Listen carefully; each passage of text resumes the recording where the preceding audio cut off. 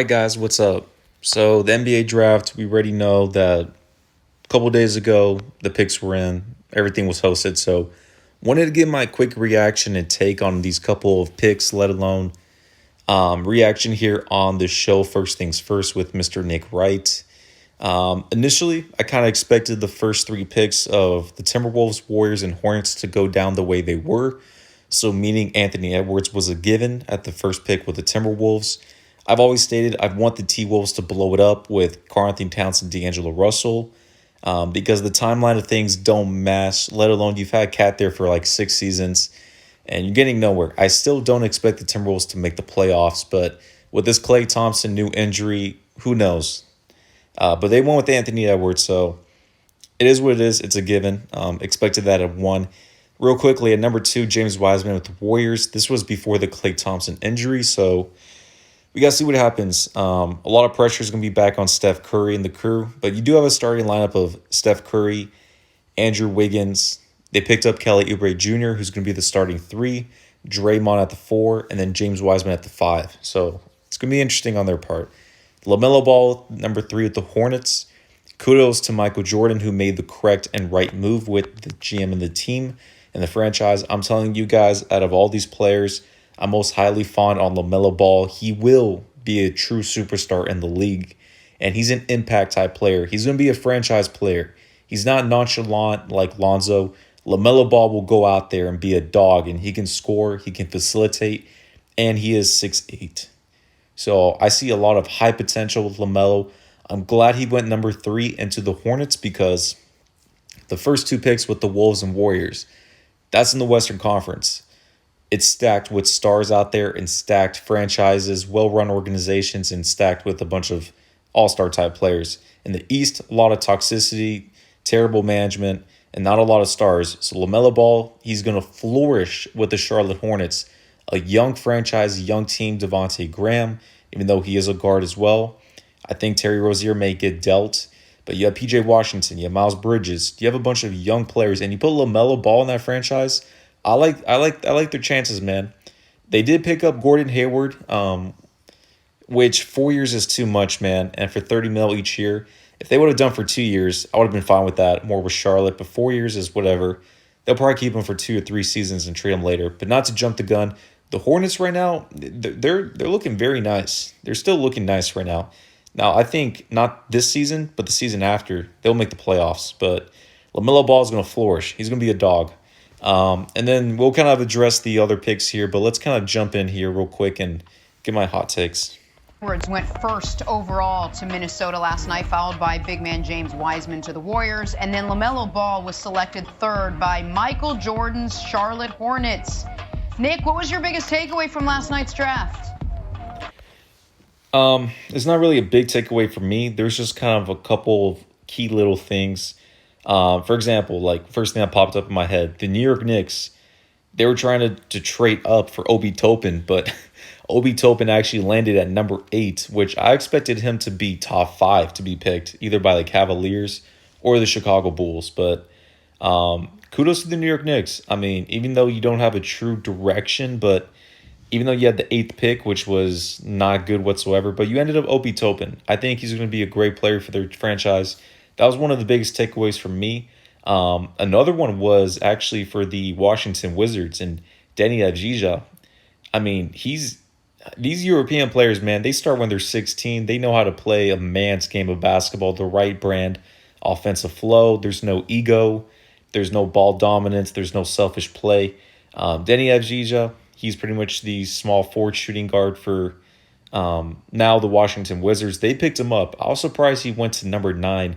I thought he would be top 6 in the draft, and they got the steal with the Wizards. If you're Washington right now, you need to blow it up with John Wall and Bradley Beal. You need to blow it up. This cat right here is going to be something special. Mark my words on that. You can just see talent, and you can see impact players.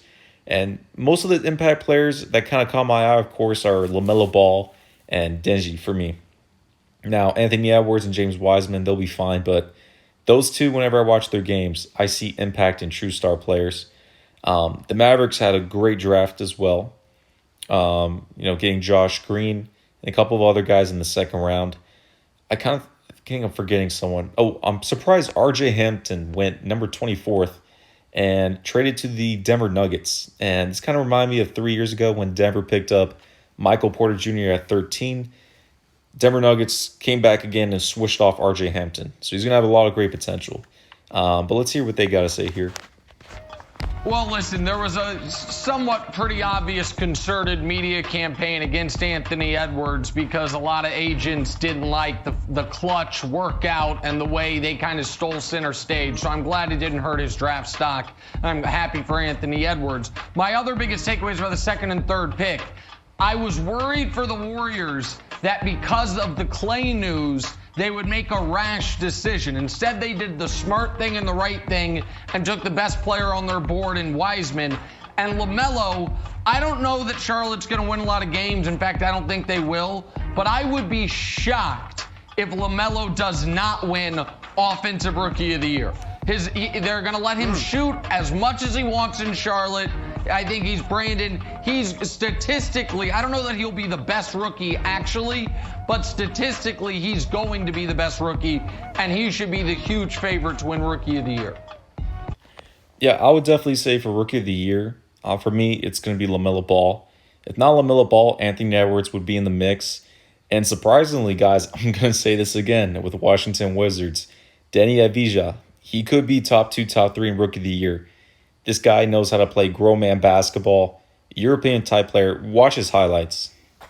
Not saying he's going to be like a Luka Doncic, but we've seen those formulas of European type players transitioning to the league here in the NBA.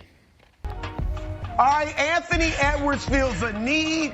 Once this guy gets a three-point shot, and I think he will because he was a good mid-range shooter, he was a good foul shooter in college, he gets the mid-range shot, he'll be a nice fit with D'Angelo Russell and Karl Anthony Towns.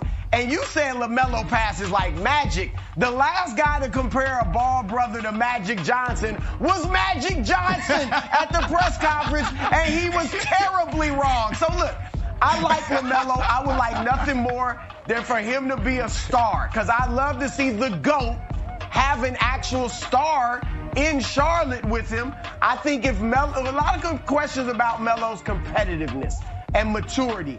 If he has a competitive bone in his body, Michael Jordan will bring it out, because Jordan will challenge him. And Jordan will talk to him verbally and challenge him to see what he's made of. And if he's made of the right stuff, he'll bring it out. Well, listen, we all know LaMelo Ball is going to be better out of the ball players, especially over Lonzo Ball.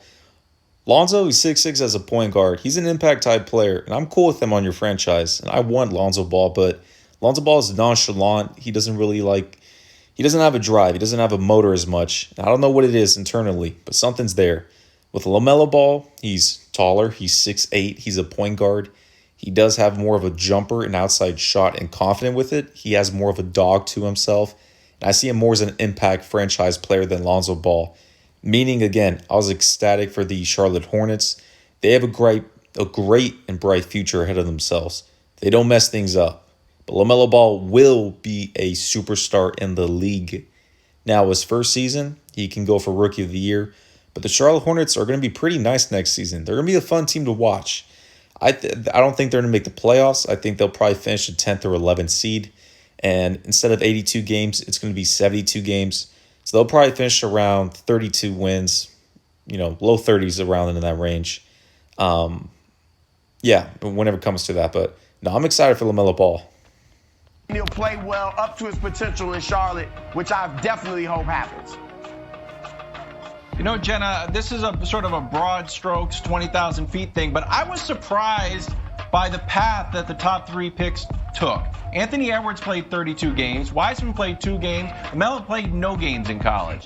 So we saw sort of 3 different paths there. I wonder, especially with this new G League team coming up, if we're going to see a more variety of ways guys get into the league, and that LaMelo playing against grown men and professionally overseas turns out to be an approach that more guys end up taking. Did you know? Yeah, we'll end it off here. But no, I'm excited definitely for LaMelo Ball. And again, I'm going to say, Deni Avdija, you guys need to watch him out. Watch his highlights. He's going to be special in the league. Other guys, Obi Toppin. With the Knicks, it's usually toxicity. Players don't live up to their potential. I think he'll still be fine with them. Anthony Edwards, he'll be fine. James Wiseman, same thing. But I got my eye on LaMelo Ball, but I'm gonna leave it off on there. Let's see what happens with these players kind of coming into training camp and adjusting to the season.